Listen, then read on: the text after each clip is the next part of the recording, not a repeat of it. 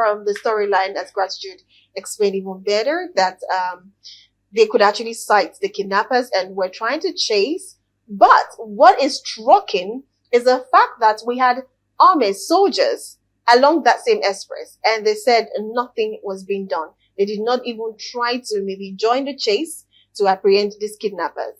But how long are we going to continue like this? Just as I was saying, even if you're booking my flight to and fro to the southeast, I don't think I can go there, because it's every day. I mean, every single day I go through the net, I see something about kidnapping, about killing, one thing or the other. What is the way to go about this? All right. Yeah, it's just speaks to the fact that insecurity is still very alarming in the country, and that is very, very sad. But before I go too deep into that, I want to first comment the VDM. The VDM, yeah. Verydarkman for that selfless service. You know, VDM is fast becoming the biggest movement in Nigeria. Yes. Okay, and then he is the streets. He is the voice and the face of the streets. Now, he has a way of representing the streets before the authorities and all of that. So he's becoming a very huge personality, though I have a little bit of reservation for a bit of his arrogance and then youthful exuberance. Okay, that's one area I need to look at. All right, but beside that, VDM is a human guy, and is doing a whole lot. He's fast becoming what Fela is, you know, through activism in the music industry, what Gani Family actually words. I don't want to use words because these guys are living, they are legends that still live on. Yeah. What Gani Family was in the legal field, in activism, what Wole Soyinka has been, you know, in literature, in activism. So VDM is combining all of this, you know, and over time it's going to become a very huge personality, even in the hearts of Nigerians. So we salute his career and what he's doing. And now coming back to the insecurity, like I said earlier, it is alarming the rate of insecurity we have. Now, there are a whole lot of things to it, a whole lot of things to it. Over the years, we've allowed this to degenerate to this point. Unemployment, not having sufficient, or rather effective and efficient security network. All right, where Nigeria is under policed, military activity and all of that. We're not just getting it right. And then we saw these signs. We saw this thing building up, and then little or nothing was done about it. And now it has become a real monster right in our face. Nobody is safe. You know, behind the camera, we were saying something about traveling and all of that. Now, for me, beside my phobia for traveling, you know, beside my phobia, I have not natural phobia for traveling. Okay. Now, but with this insecurity issue, it's a big no for me. And then it's a spoiler. It's killing. So yeah, a whole lot to it. The police are not well funded. They're not proud to do their job. You talk about the military guys and then the police not doing too well. Yes, as much as we need to condemn that because their first line of duty is for the security of the citizens. Okay. But at the same time, we want to talk about how motivated are they to do their jobs. All right. You see these police soldiers, they are being neglected. They are sent to the battlefront, yet some people that sit back in the office, take their allowances and all of that. They're not motivated to work. All right. And then they're exposed to just be killed by cheap criminals on the street, on the road and all of that. That's not an excuse though. What I'm trying to say is there's a whole lot. So, and it comes to the point that government must be sincere enough to want to stop insecurity. And we're going to do that. There's a whole lot to bring back to the table, like funding the security guys well, motivating them well, and then giving them right infrastructure and all of that. And I keep saying this. How about technology? We've tried manpower. It has failed us. It has failed us. How about security? Forest in America is well covered with camera. So what is our problem?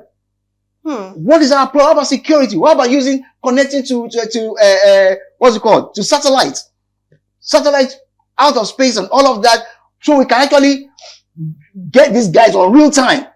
Move their movement. When you do this in America or whatever, they trace them. In a matter of hours, they are traced. They are traced already. They are traced. They are cornered. Why? Because they deploy secure technology. So why can't we get to that point? We have manpower that can ensure that happens. Okay. We have the fund, but the problem is there's no political will. There's no discipline to do the right thing. We don't have enough manpower. Policing ratio to a citizen is low, horrible. Over 400 citizens to 1. That is terrible. So we're not getting police. That's why he's talking about state police and all of that. But ultimately, we need to also try technology. Invest in technology to deal with insecurity. Yes, we need to try it. Before we even go for our commercial break, I just want to say this. Now, speaking about technology, the largest diamond heist that happened at Antwerp, I can't remember the year, which was about 120 million pounds or euro, I don't know. It was still, that was years back when we didn't have so much technology. I think CCTV were just at very minimal then.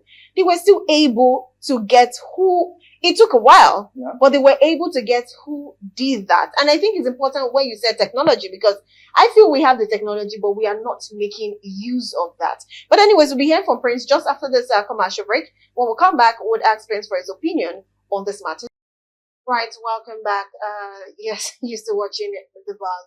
Well, we have Prince. Can we have Prince? Because I want him to react to the video, of course, that we played initially. And my question is, he mentioned this, it made a statement, but I just picked two things. Do you think the reason why insecurity keeps going on is because of, well, one, he said unemployment, but I would like to add is inflation of things, which, causes people to live in poverty, one of the reasons. Because, and aside from that, we had a guy who said something as regards insecurity, stating the fact that most of this insecurity that we have, and the reason why it is still in vogue, is because it is politically driven.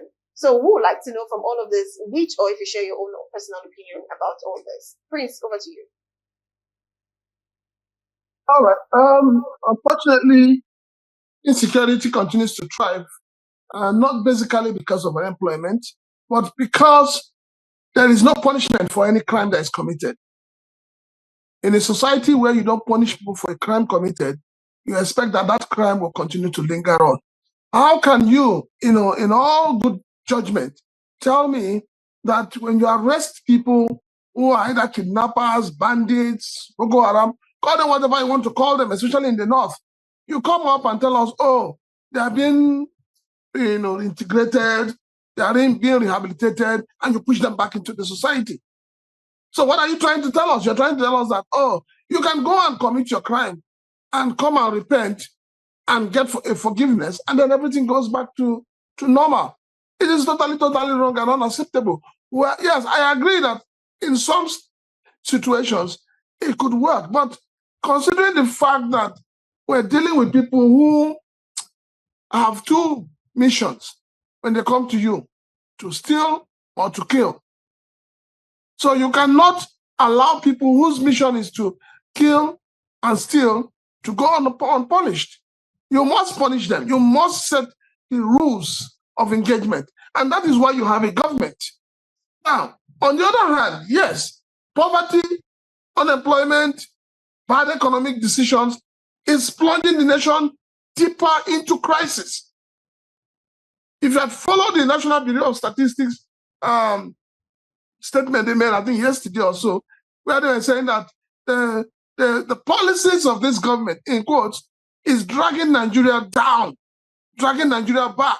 In other words, the gains we've made in the last 8 years of the Buhari administration, everything has been wiped out.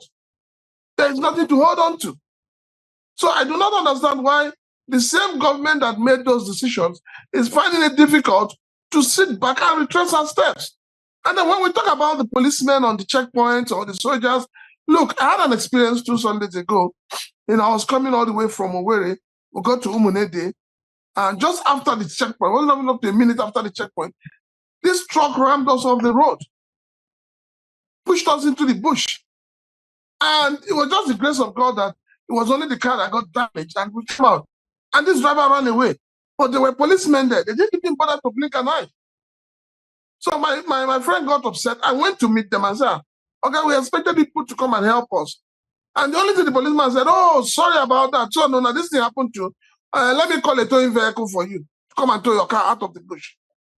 That was all. So when people tell you that, in the face of kidnap, in the face of killings, in the face of attacks, that there are security personnel around and they don't do anything, I am a living witness. It is the truth. So it simply shows you that even among the security personnel themselves, they have this laissez-faire attitude. They don't care. They don't care. Nobody cares about the ordinary Nigerians. The ordinary Nigerians are at their own mercy. They are their own, they're just at the, foot of the ladder, begging for God. Nobody cares about them. So for me, we're not ready to fight insecurity. When the government is ready to fight insecurity, the government knows the right thing to do. So, Prince, I have a quick question for you, please.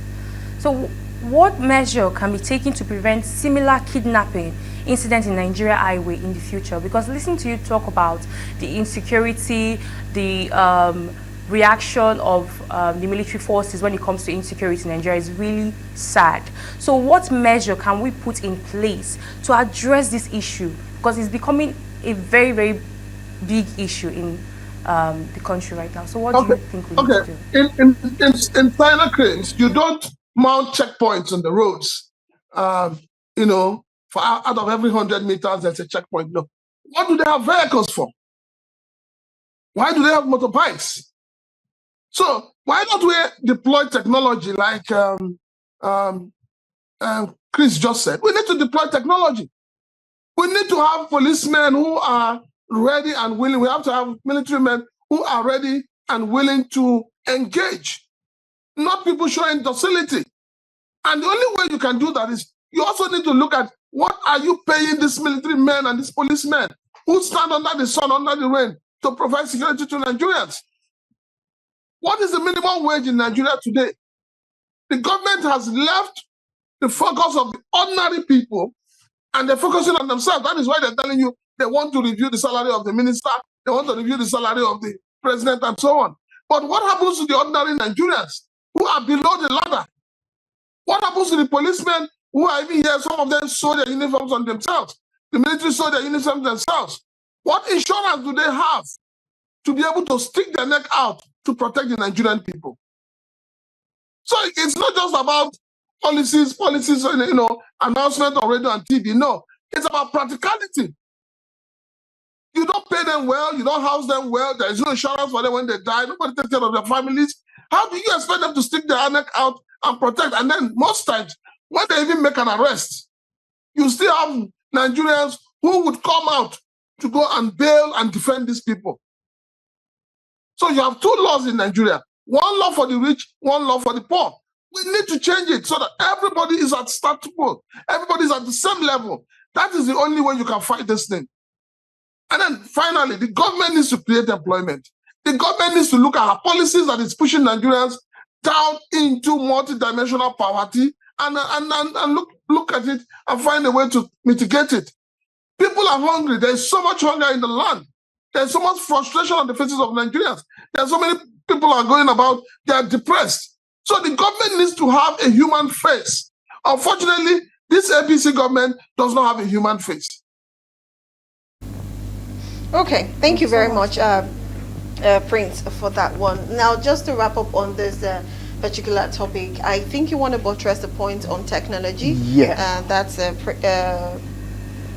yes. Yeah, basically, technology is the way to go in shooting down insecurity, where it's really, really alarming the country as we speak. To start with, we're trying to do something about identity, status, and all of that. We also need to synchronize it. We have multiple, dimensions of means of identification and all of that. But we need to synchronize it, that in just one push, you can identify an individual, you can get the data and all of that. You can cross-check and get their history and all. We need to be able to do that. Our security agencies should be well trained to be able to use advanced technology, you understand, to profile Nigerians.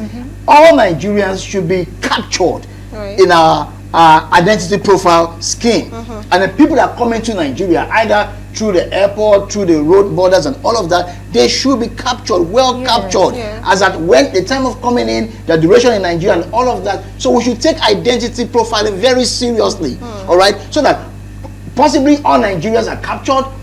Who comes in and goes out of Nigeria, either Nigerians or foreigners, are well captured and then monitored. Then you have security, you have cameras everywhere. Deploy full length of technology okay, and then get the right equipment, then train our servicemen to be able to use them efficiently well, train them, send them abroad courses, bring people in here to train them and all of that, so we can use it. So you just, like I said, in just one push, you can profile, you can know the history of this person, you can know where to find and all of that, just like we see being done in abroad. That's a way to go. Okay, number two is that, like I said, okay, you train these guys in being able to use the technology.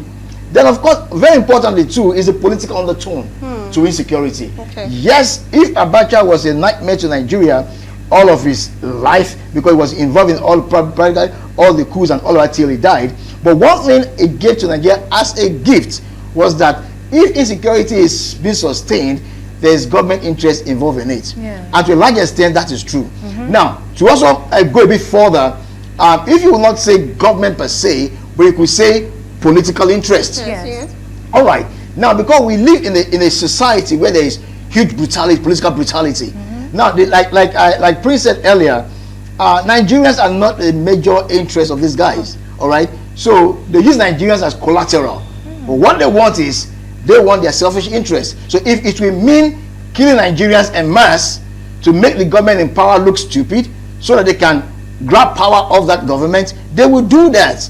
That human feeling that they are killing human beings does not apply to them, in as much it's not their children or their friends that are being killed, just ordinary Nigerians. They are collaterals, they are pawns in the chess game, in the on the chessboard. So they could deploy that. So we see a very brutal political display, either from those in power and then from the opposition, and then they just use Nigeria to settle score. But to deal with that, government need to show their A game in terms of the will, political will, to stop insecurity. Number one, invest in the service guys, pay them well, make the service attractive, let the people know what they are sticking their life on for, let them be able, to make good money from the service. That way they are well motivated to act. Like in that video we saw. Yeah, kudos to the police guys that went ahead of VDM and all of that. But and like Chirag also said, there are people, police, military, that they will just